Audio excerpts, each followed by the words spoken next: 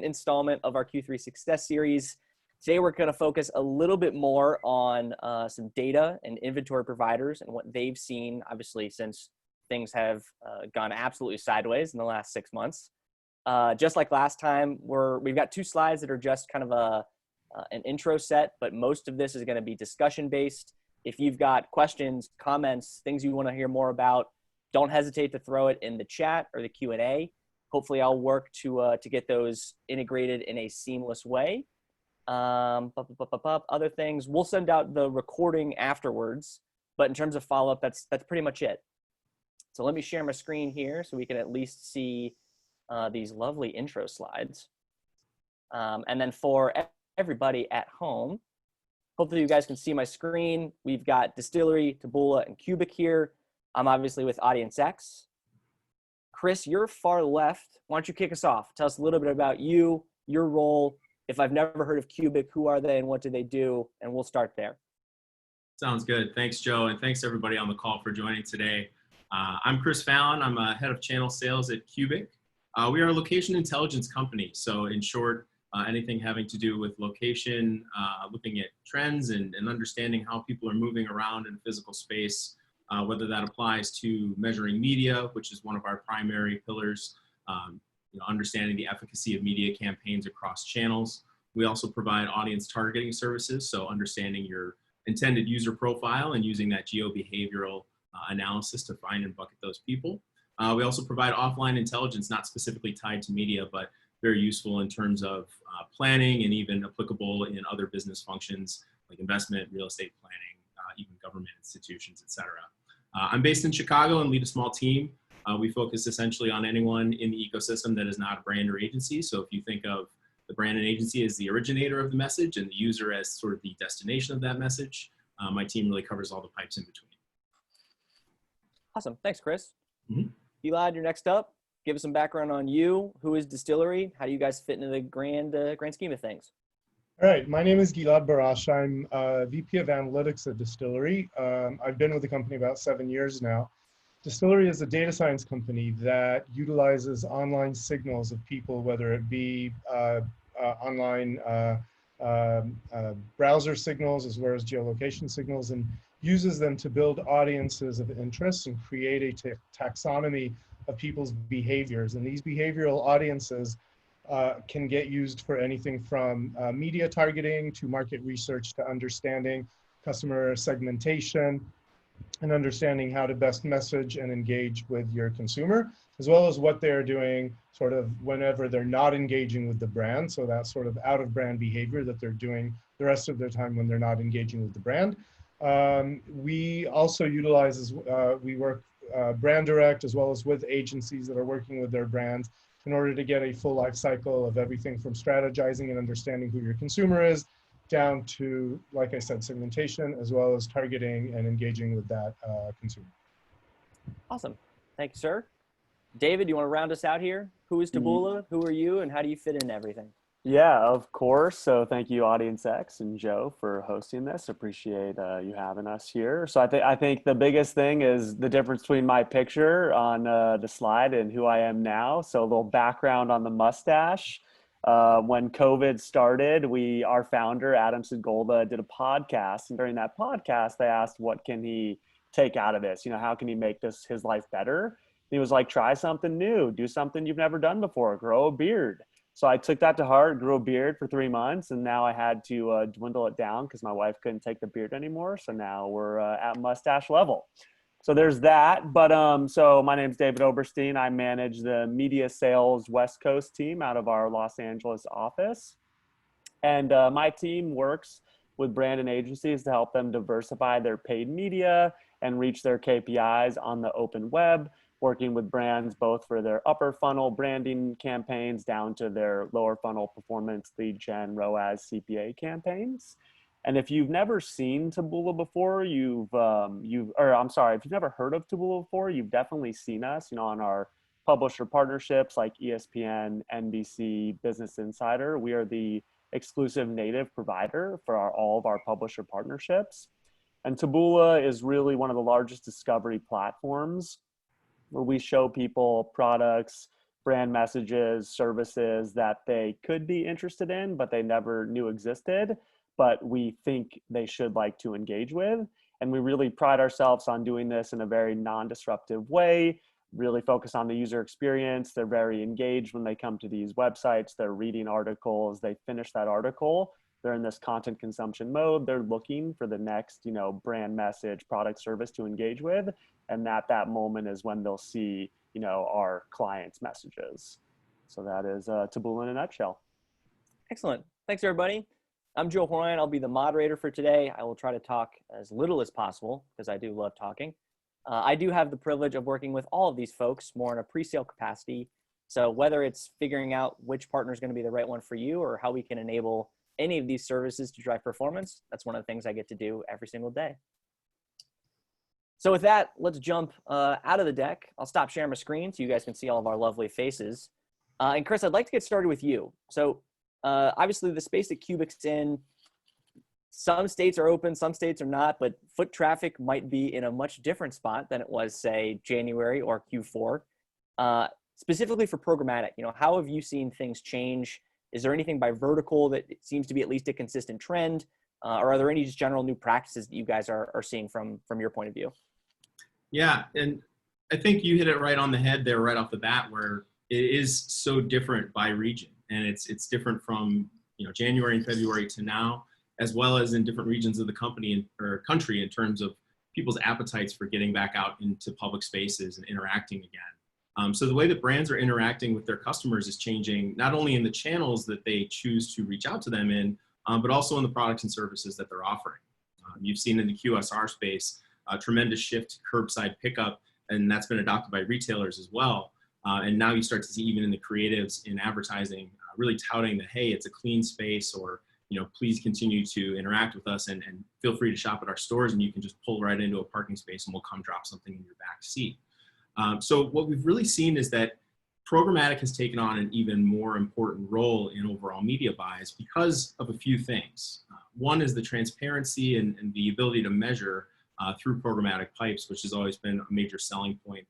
Having that data-driven mindset becomes even more important in these times, because not only are marketers facing increasingly pinched budgets, reduced ability to reach their customers in ways that they traditionally have before, and so that importance of really maximizing every dollar that you spend becomes even more paramount than it ever has been. And so what we've seen with folks that are using Cubic to help them understand their media is in three phases. So there's the pre-sale phase, where we leverage our offline intelligence to help you understand what channels and where in the country a different message might have the most impact.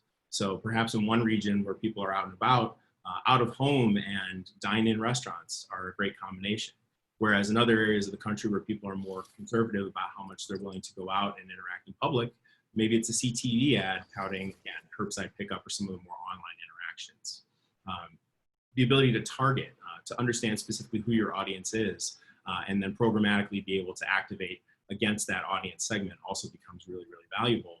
And then the third thing that we're seeing is that, with that increased focus on ROAS, looking at not only just visits to a store, but also the incremental visits. So being able to control for previous behavior as well as a control group during a campaign to understand what visitations are part of just an organic visitation pattern and what's actually being driven by media. Got it. And Gilad, I want to switch over to you. Obviously, 7 years in the same company, number one, rare today. So that's an interesting perspective. But also, if you think back to Q1 of last year or Q4 going into 2020, what are you seeing and hearing from marketers, and how much have things obviously changed in the last 6-7 months? So I think one of the big changes that we've seen come about, certainly with recent announcements by Google and such, in terms of the end of the third-party cookie, and we're seeing more and more people are, clients are talking about that and wanting to get more information about that, and really trying to think, get their bearings on that and understand and accept the targeting is going to change.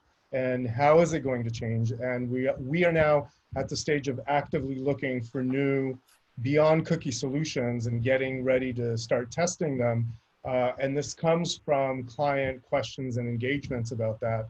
And so I think, you know, it's something that clients started to ask for and talk about before the pandemic hit, sort of shifted them away.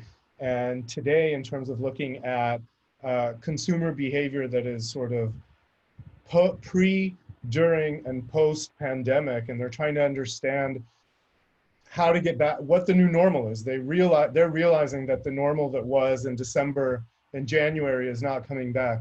And so trying to understand, based off of the behavioral audiences that we're looking at, how has behavior changed from Q4 to today, and how that changed in comparison and in relation to the pandemic, and what that means for the new normal today.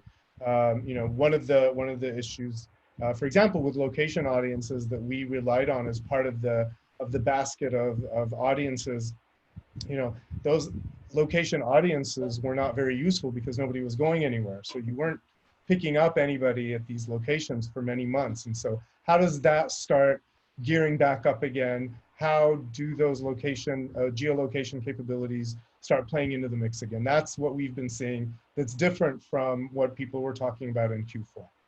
Got it. And I hope you don't mind if I put you on the hot seat. And David, Chris, this question's coming to you next, so start mentally thinking about it. You mentioned, you know, prepping for the cookieless world. That's a question that we get a lot. And depending on the partner you talk to, some people say, hey, this is right around the corner. And others say, there's no way Google's going to follow through with this. We've got 2-3 years to prep. If you had to put some money down or bet on when is this cookieless world going to be reality, what does it feel like to you from what you're seeing? I think that what we're seeing and what we're thinking is that it is, if it happens, it is at least a year away or more. You know, is it possible that it won't happen? Anything's possible, but I think the smart thing to do, and the thing that we're trying to do strategically, is make sure that we're ready for it. So we're already today testing different modeling solutions as proxies and ways to complement that. And what we're seeing since the, you know, the market, even today, you know, some of it is addressable, some of it isn't. Some of it you can reach through one-to-one targeting through IDs, and some of it isn't. So being able to shore up and beef up that side of it that is non one-to-one, I think is a winning thing to do either way. But definitely makes sense to start preparing for it now. Sure. And, you know, nothing being impossible, if you would have told me a year ago that I'm going to spend the majority of 2020 working from home and being terrified to go outside, I would have said that doesn't sound possible, but here we are. Exactly. So David, normal is completely out the window. David, same question. From what you guys have seen, when does the cookieless world feel like it's going to be a reality for what you all are seeing? Yeah, it's a good question. And it's funny, I was actually thinking as Chris and Gilad were talking, you know, about what we're hearing from advertisers and marketers in these conversations. I think one is incrementality. So there's always conversations about, is this channel incremental? How can I test incrementality? Do you do this in-house? Do we need a third-party partner to help us here? So I think incrementality, and the next biggest was third-party cookies. So in terms of timeline, definitely no idea. I think, you know, in my experience in this industry and other industries, there's always a lot of hurry up and wait. So it could be something similar to that, where we're making announcements, but then, you know, many years could go by personally, but don't quote me on that. But I think we need to, you know, you work with your partners on other ways to target and get in front of that person. You know, at Taboola, we really focus on the user, on the audience, and take those signals. But we also collect a tremendous amount of data on, you know, contextually relevant articles, and, you know, aligning your auto brand with different types of auto content that NBC, ABC, ESPN is pumping out. So there are multiple ways to get in front of the right person. In terms of tracking, you know, this is from our data team. Cookies might be going away, but it's not, they're going to be replaced with something else. We're not going to completely lose insight to track and attribute sales and whatnot to these people. But I think the biggest thing that we see is switching away from that audience focused by the person and going a little more contextually targeted in terms of getting your message in front of the right person at the right time. Got it. And in terms of predictions, you heard it here first, but Facebook and Google are going to come out with a Skynet pixel to replace the cookie, which will lead to, the Terminator series. Chris, let's throw it down to you. For someone who knows nothing about how, folks like Cubic track, offline user activity, how important is the cookie to you all? Do you have any guess for when it's going to go away? And will that really impact what you guys are doing now? Yeah, it certainly plays a role in the ecosystem and how we leverage our products. The cookie specifically and other online, pixelable types of technology really play a key part in how we match across devices. So our data is based on cell phone data that we gather through our app partners directly integrating the Cubic SDK, being able to collect those geolocation signals from the GPS of a phone. But in terms of being able to understand if someone was exposed on a desktop, using that cookie and being able to link that to their mobile ad ID through an identity resolution service to then match, okay, this person was exposed and now they have gone and visited the store that we're trying to measure against. It certainly is a key function in how we operate today. I think when you talk about the removal of cookies from the ecosystem, I'm going to go out on a limb here and also not commit to a timeline, but I do think it's a reality and it's certainly worth preparing for. And similar to these other two gentlemen, it's something that at Cubic that even pre-pandemic times has been on our roadmap, and we've got a dedicated team looking at new proprietary technologies and partnerships to help prepare for what that next solution might look like. And it also extends to mobile phone data as well. There's a lot of press these days about Apple and the coming changes with iOS 14. So you're seeing a big shift in the industry in terms of how data is collected and connected across various ecosystems. And I think it's worth taking a step back to understand why this is happening as well. And at least in part, it's because the end users are becoming even more aware of the mass amounts of data that are being collected about them and wanting to have some control and some say in how that process all plays out. I can remember a time not that long ago when you talked about digital advertising and someone would say, oh, is that when I search for shoes and then it shows up in the next website that I see? Just retargeting was something that was mind-blowing to people that aren't in the business. But I think these days end users are getting a lot more savvy about where their data is going and what's happening to it. And so regardless of whatever the solution is that we end up landing on, that value exchange between the end user and the companies that are collecting it is going to be really critical. Cubic, we've always taken a privacy first approach. We only leverage data that we have active consents to collect, as well as control and transparency to allow the user to opt out of that data collection. So that same principle should apply regardless of what that ecosystem eventually ends up looking like. Got it. So we've got two no guesses. Eli went on a limb and said a year. So Price is Right rules, I'm going to say 366 days from now, and we'll see where this shakes out. Mark it down. David, let's jump back to you. So I want to talk a little bit about what you've seen from any shift in either messaging or the partners that you're being asked about for, where your specific inventory is showing up. Has there been a major shift? Are there trends that you see happening that we can, maybe all learn from? Yeah, so I'll go with the second portion where our inventory is and where their ads are going to show up. So that's constantly been a conversation around brand safety, and there's always the hard question to ask advertisers is, what do you care more about, performance or brand safety? If we're really focused on a CPA or CPL or ROAS, it's hard to nitpick a campaign and get the desired results a marketer wants.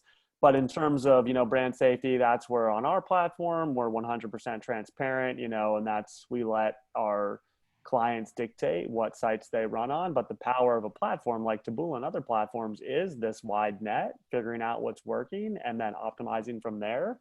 But we all, a lot of companies, Taboola being one of them, has partners with IAS and Moat and, verification companies that can help there. So that's really always a conversation that we're having around, where are my ads being placed? Who am I next to? So that's nothing new.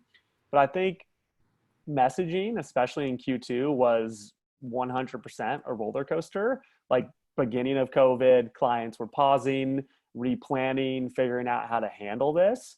So we had a lot of conversations around, we don't necessarily need to pause, but we do need to shift our messaging and figure out, how your brand is going to help their consumer, what they're going to do. So, when it came to like auto and tourism, it was less about the, pre-COVID messaging and more about, how can I safely buy a car right now? I think Chris gave a good example of, the QSR, rather than going into the restaurant, here's how you can now order from the restaurant and pick up safely. So there's a lot of messaging around how to use this service, use this product in the new world. And I think what my product is offering in terms of value in COVID.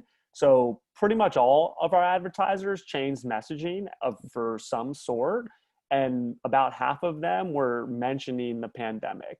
So I think that was a great lesson of, this is not business as usual. Brands need to speak to what is going on and not, be aware that everybody is dealing with this very intense situation.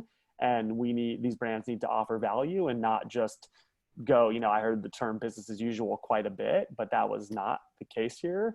So I think that was super important. A good, another example is an HR company we work with, going from, their standard white paper download campaigns to speaking to what do I do for my employees in a pandemic? How do I handle benefits in a pandemic? So a lot more content specifically for this time period that we're all in, I think. And then a big shift was from awareness to performance campaigns. So a lot of awareness campaigns were getting cut. We needed to shift those budgets, but also it was like, we might need to take those dollars and really move the needle here. These campaigns need to be focused on ROAS. So that was a big shift in strategy. And then obviously messaging goes hand in hand with that. We're more here to sell and, get leads rather than create awareness and branding.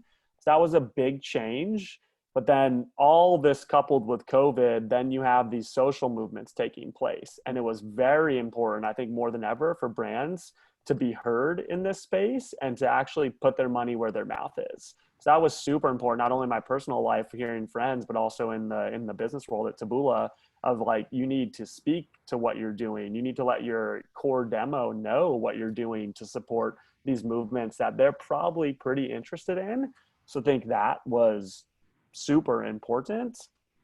And then I think two more points in terms of, just creative and messaging. We still had to go to the basics and focus on what are our goals here? What are we trying to achieve? And still make sure that the messaging speaks to that. So if we were still in the awareness phase, we wanted to make sure specifically at Taboola on a CPC platform, that we're pre-qualifying the audience and that we're driving them to a user experience that they're going to enjoy. Versus performance, we're going to use different lingo. So we still had to go back to the basics. And then it was, creative needs to be simplified. A lot of conversations with brands about, our creative budget was cut. We don't have our planned Q2 and Q3 images and videos. We need to pivot. We need to figure out what to do here. So it was simplification in terms of messaging. And then for video creative, it was using what we had in the past. And then leveraging, their partners like Taboola and other companies who have creative services. So taking that video that was really for awareness and overlaying a call to action on it to move somebody down funnel. So there was a lot when it came to message changing. And I think, a lot of brands did a really good job about not ignoring the times and really like diving headfirst into what was happening. And I think that's going to continue on in Q2 or Q3 and Q4. Got it. And Dave, you actually did a great job of setting up the next question. So this was originally for the group, but hopefully you've got maybe another nugget or two saved. But I was curious, you mentioned even the shift in KPI from, say, awareness to conversion, because everything really needed to be ROAS focused. Chris and Gilad, I'll actually start with you here. What are you seeing in terms of, marketing budgets or KPIs or general strategies that are shifting? And does this match what you would have expected it to be? Yeah, I can start that one. What we've seen at Cubic is, certainly at the outset of the crisis, foot traffic attribution was not in demand as much as it had been, just a month or, certainly in the previous year. Understandable, because no one was going to visit stores. So certainly in terms of the KPIs that brands were really focusing on, we talked a little bit about the shift to online ordering and delivery and pickup. So certainly the KPIs have changed. What we have seen, though, is that audience investment has remained pretty steady, if not grown, because I think there is, again, that increased focus on being able to find the right user. And Gilad, I know you mentioned, that people aren't really going to stores anymore. And so trying to understand, okay, hey, can I target somebody who's maybe next to a McDonald's and try to get them to run in? isn't as applicable these days. But what you can do is look at a historical context and see who were the people that were heavy visitors to a certain brand before the crisis hit, so that now that brand can reach those specific people again, find those high value customers to hit them with a new message and try to keep them updated in terms of everything they're doing, either at the store level, changing the service that they're providing, as well as any of the social engagements and other parts of the movement that are happening and how they're participating in that as well. Another area that we've seen a tremendous amount of growth in is the idea of offline intelligence that's not specifically tied to media. So we always talk a lot about being able to tie an exposure to a conversion, but certainly given that uncertainty reigns these days and no one really knows where the light at the end of the tunnel is and when we're going to return to a quote unquote normal, there's an increased importance on being able to keep a pulse on the values of people and their appetite to return to more of a normal function. So at Cubic, we've really developed a lot of what we call offline indexes to highlight everything from how many people are switching homes in a semi-permanent fashion to say, get out of Manhattan, where it was kind of ground zero for one of the first outbreaks, as well as things like the contact index, which looks at, okay, overall mobility trends now seem to be near pre-COVID levels, but taking it one step further than just overall, are people leaving their house, and understanding, are people coming in within close proximity of each other? And what we've found at Cubic is that while mobility in general across the country has risen to near pre-COVID levels, that contact index still remains suppressed almost everywhere in the country. So while people are getting out and about, being out in public again, they're being a little more careful and doing it in a little bit different of a way. So at first glance, you might say, oh, okay, people are leaving the house again, it's back to normal. But there's more there if you look through the data. Interesting. And Gilad, similar question. What are you guys seeing in terms of changes, and does that align with what you would have expected to see at this point? So changes that we've been seeing certainly have to do with adapting to the situation and looking at changing the messaging and the way to engage with consumers. So looking at more specifically behaviors that are more in line with the situation today. Audiences and behaviors that are things like, we see that there is an over-indexing of audiences, such as people ordering online food, using remote work tools, staying home, looking for arts and crafts ideas for their children, things that imply all of the behaviors that we've grown accustomed to during this situation. And we're seeing that brands are sensitive to that and looking to shift their messaging and their budget towards relating on that level to the consumers and seeing where that behavior matches up and how they can engage with them on that level. If those are things that relate to the brand itself and its messaging. Got it. I've got a couple questions left. We're about halfway through. I could fill up 20 minutes or 10. So if you guys have questions in the audience, please start thinking about them and submitting them. Just to reconfirm, the recording will be sent, but that doesn't mean you should tune out because we're talking really valuable stuff here. But yes, recording will be sent. Get your questions in. Otherwise, I can keep talking with these guys all day with the questions I've got prepared. Another group question, and I do want to shift. We've talked a lot about what seems like a direct-to-consumer or B2C focus. What about B2B? And David, I'm going to start with you. For B2B interactions that you guys are having at Taboola, are things different? What types of questions are they potentially asking? Is the takeaway for targeting inventory, any of that, significantly different for B2B campaigns that you guys are running? It's pretty similar from B2B, it's the client wants to be even more precise with their targeting. We're usually talking about a smaller audience group, a more niche product for only specific people. So I think that really comes into third-party data, cookieless world. How are we going to get in front of this right person?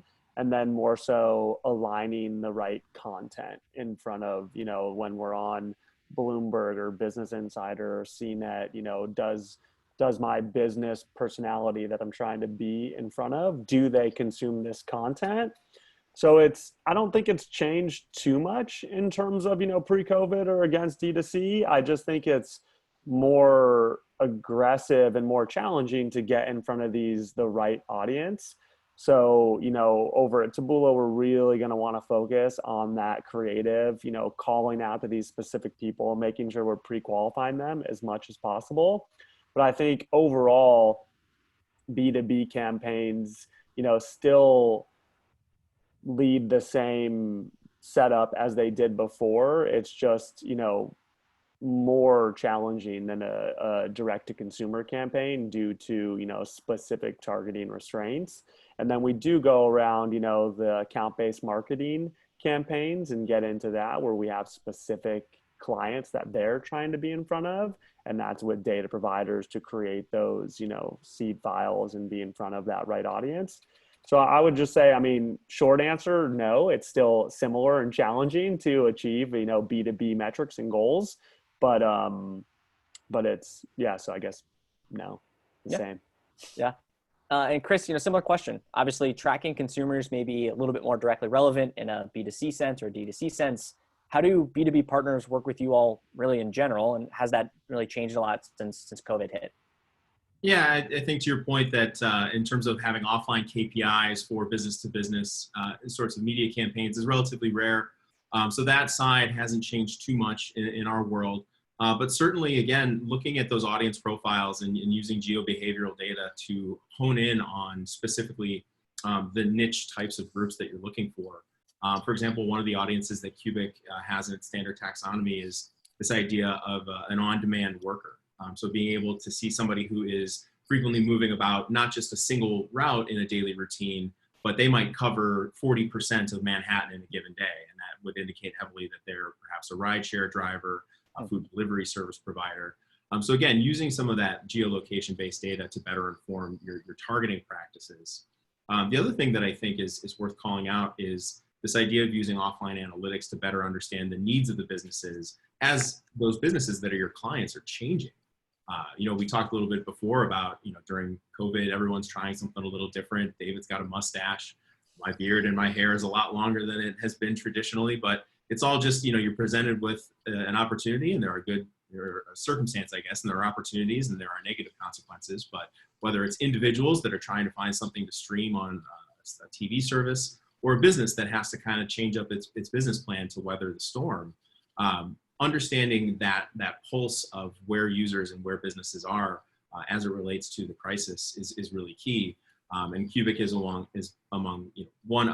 many that are putting a lot of really valuable data out into the marketplace that marketers can leverage, not only for their specific media, but also in planning capacities and understanding things that don't necessarily just fall in the marketing department, but for business operations as well.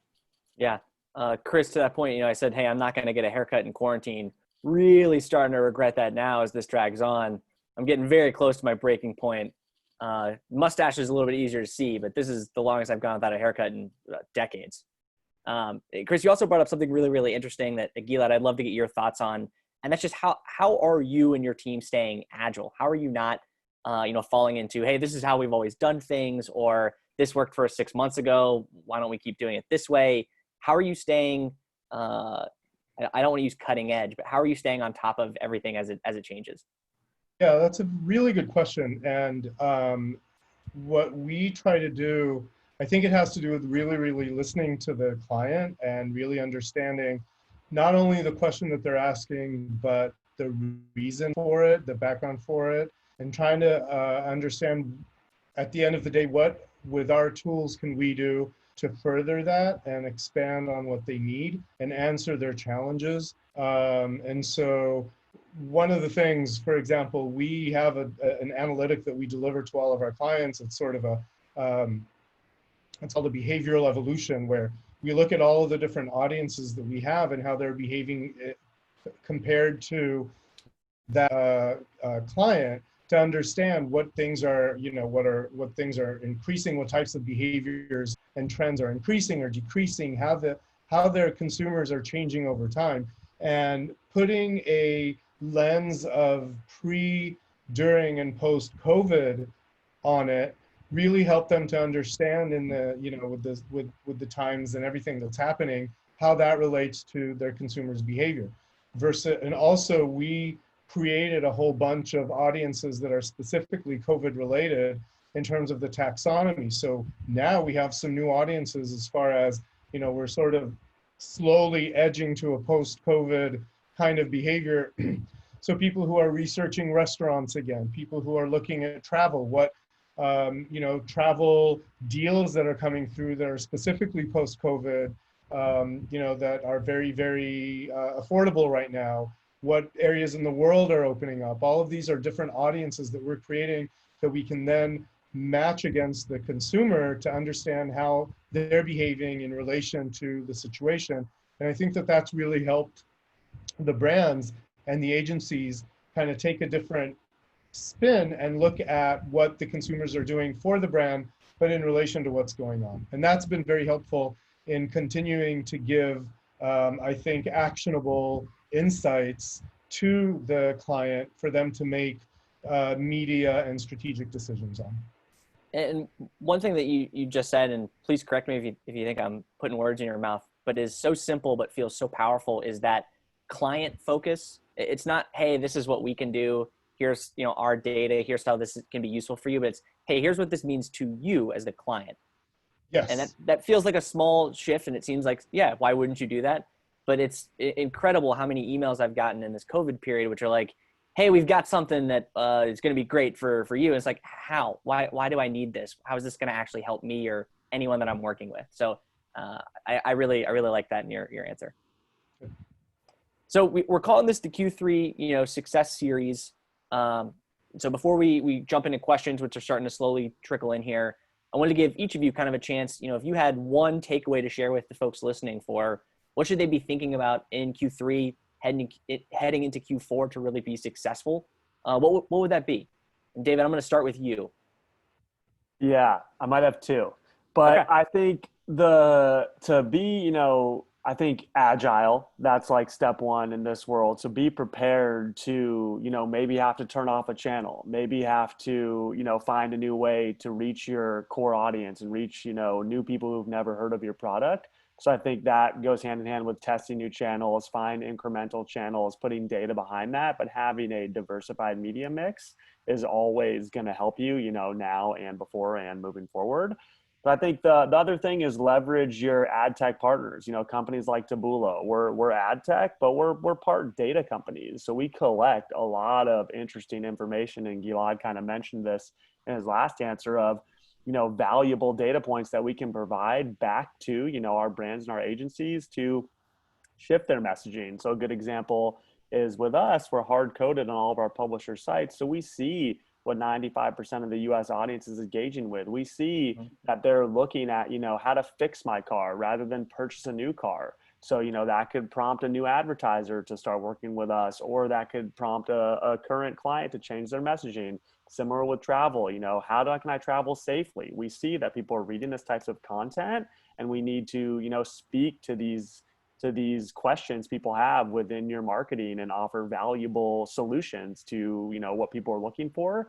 So I think a lot of ad tech partners have a lot of data that they can share that should help create your messaging to, you know, offer value in this time of, you know, troubles and need for a lot of their consumers. Sure. Staying agile seems to be, we're creating a theme here, which is lovely to see play out. And leverage your partners. Both great tips. Chris, same question. Q3, Q4, what's your takeaway, your biggest piece of advice for the folks listening? Yeah, at the risk of sounding like a broken record, I know I've talked a lot about the importance of data, but I think it really does reign supreme in these times when a lot of what we think we know has been challenged and is changing really rapidly. So everything from leveraging intelligence, whether it's from companies like Cubic or partners like Taboola and Distillery, understanding at the pre-planning phase, what's different, what are we specifically trying to achieve based on up-to-date and quality data that's helping us plan a unique approach. During a campaign, actively optimizing, checking in every day or a couple times a week to make sure that if you're trying new media partners or new targeting strategies, that you're really maximizing that value, be it for offline or online conversion types. And then the ability to more specifically, again, leverage the programmatic channels to target and take advantage of those capabilities to reach that user in a specific moment at a specific time. And again, just leveraging all the data that is at your fingertips, both available publicly or in more strategic partnership type of arrangements. Bringing that data-driven focus, I think, to all phases of media execution is key. Yeah, Chris, and as a data nerd, love that answer. The one thing that I'll add is even for, learning new things and testing is, I think, what everyone thinks about and like, oh, we need to do testing, we'll learn some new things. The other one that I bring up is, hey, check the things you think with testing. Obviously with how much things have changed, the target audience that for sure is your target audience, they may not look the same way that they did last year or 6 months ago. The second part is where people are like, no, I know this part, that's what we're going to lean on. It's like, how confident are you since where we're at? So it's a data, love it. And a lot of what we've seen too, sorry, Joe, to jump in, but looking at competitive intelligence as well. Assuming that what type of user is your typical client or your high value user may change, and brand affinities are changing as people are changing their habits and forced to interact with companies in different ways. So if you maybe said, hey, I don't even want to go die on that hill and try to conquest this other competitor of mine, maybe it's time to take a new look at that. Yeah. And, without getting very political, brands that either get a huge bump for something they're doing in the community or kind of immediately tank themselves based on who they're aligning with or things they say can happen on one tweet, which is pretty wild to see play out. Okay, so Gilad, round us out. One thing for the folks, one or a couple things for the folks taking away for Q3 and Q4. I'll say a couple of things. First of all, I will repeat what has been said as far as trying new things and being creative about them. But the other thing I would also mention has to do with, look at the stuff that you have. And one thing, for example, like your first party data, I think that people can also dig deep. Brands can dig deep and find new ways to utilize and take advantage of first party data, whether it be with partners such as Distillery and others that can utilize that first party data, complement it and actually model it out, scale it, make it, and also find micro behaviors within that data that will be able to reach a bigger scale of people, but understand how the consumers are behaving right now with their brand engagement. So because that data keeps changing, and especially right now with getting back to a new normal, I think that using that first party data as a seed set to build out your understanding of your consumers is especially important. Got it. So let's jump over to the questions. And the first one's not a question, but actually going back to the very beginning for show recommendations. We had someone say they're not watching a show, but they're following a vlog called 2 Cents that's on the FIRE movement, FIRE being an acronym that I did not know for financial independence and retire early. So if you've learned nothing else today, a new acronym, and it's FIRE. So our first question coming to us is, and I guess I'll start with the group. Are there any notable interest or audience segments that you've seen increase in demand since COVID began? Yeah, I'll take a stab at that first one. I think definitely, so I think Gilad mentioned it too, creating, we collect a lot of first party data on our users and creating new audience segments of people interested in home workout, people interested in, online learning. So I think, yes, there's been a lot of new unique audiences and insights coming on. And I think that's coupled with, new brands and new products coming on to our platform in those spaces, online education, home workouts, personal protective equipment. Those were all minuscule Q1 and Q1 and then blew up in Q2. So I think there was quite a lot of learning and insights collected in this quarter that can definitely benefit a lot of different, verticals and industries, specifically with like first party data of, interested in home workouts and whatnot. Yeah, Chris. From our end, we've seen a lot of interest in loyalist segments. So as I mentioned before, being able to understand who had previously been engaging with your brand or maybe your target brands pre-COVID, wanting to maintain those relationships, even if it is in a different way in this environment. At Cubic, we also have developed a COVID-specific taxonomy that looks at things like people that used to travel quite a bit for work and now are, less active and staying more in one city. There are lifestyle changes that go along with that. As I'm speaking to the monitor that I went out and bought for my home office from a home furniture store. So these are some of the leading indicators that you can look at to try to get ahead of the changing times. Got it. You had any other ones that have popped on your radar since COVID started? Yeah, we had a lot of like the home workouts. We had the restaurant recipe searchers, people who are actually, we also saw people that are still keeping an eye on travel deals, maybe wishful thinking. Interesting. Okay, let's jump to the next one. And yeah, this is actually for you, but obviously Chris, David, jump in if you've got kind of anything. Please share some insights for financial institutions in the pandemic era. Are you seeing anything specific that would be relevant for financial institutions? Interestingly, we have a couple of audiences in our taxonomy that are around financial planning that we've seen for the COVID audiences. We've seen a lot of activity around understanding, first of all, the financial situation and people looking at whether it be unemployment or looking at how to save during these times, engaging with financial institutions to sort of reimagining what saving and what financial stability is around these times. So we definitely have and have seen